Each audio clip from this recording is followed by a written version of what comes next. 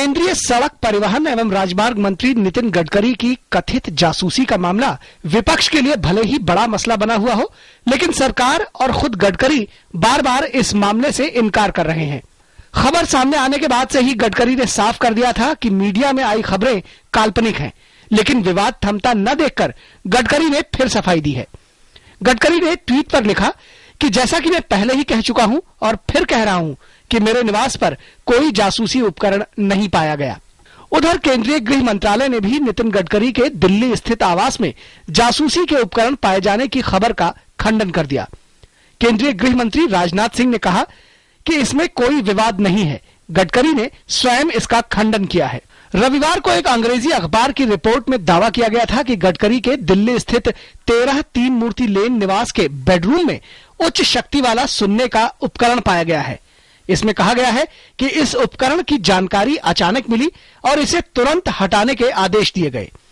जासूसी जैसे संवेदनशील मसले की खबर आने के बाद विरोधी दलों की ओर से इसकी जांच की मांग तेज हो गई और संसद में भी सरकार से सफाई मांगने की तैयारी हो रही है। ये जो मामला सामने आया है, इसको एक प्रमाण मानते हुए सरकार को एक व्यापक बहस करनी चाहिए संसद में।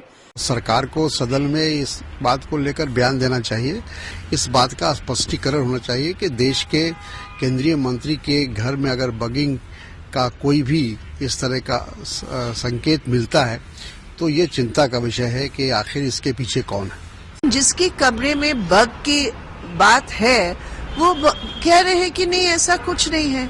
तो ऐसी स्थिति में निश्चित रूप पर सरकार को जिम्मेदारी के साथ पार्लियामेंट में बयान देना चाहिए कि सच्चाई क्या है, हकीकत क्या है। वैसे बीजेपी के कुछ नेता इस मामले में यूपीए सरकार पर ही उंगली उठा रहे हैं। इससे मनमोहन सिंह ही फंसेंगे और यूपीए फंसेगी, क्योंकि उन्हीं के काल में अमेरिका के national security act, national security agency ने वहां की कोर्ट से परमिशन लिया कि हम बीजेपी का बगिंग कर सकते हैं। गौरतलब है कि कुछ दिन पहले ही यह खबर आई थी कि अमेरिका ने बीजेपी समेत कई दलों की जासूसी के लिए अदालत से इजाजत मांगी थी। विपक्ष के तेवरों को देखते हुए लगता है कि मंत्री और सरकार के इनकार के बावजूद ये विवाद आसानी से थमने वाला नहीं है।